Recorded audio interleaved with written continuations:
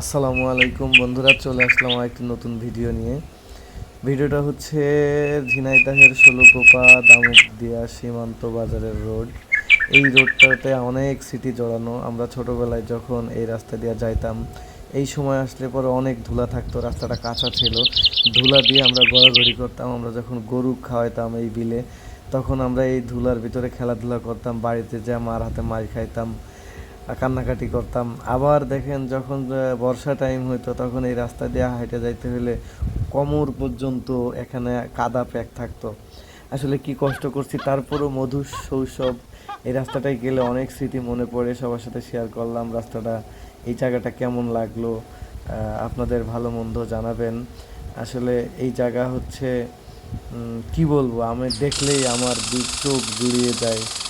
অনেক স্মৃতি মনে পড়ে। এখানে এই রাস্তার উপরে আমরা কত খেলাধুলা করছি, পোলাপান একসাথে মারামারি করছি। ধন্যবাদ সবাইকে, ভালো থাক।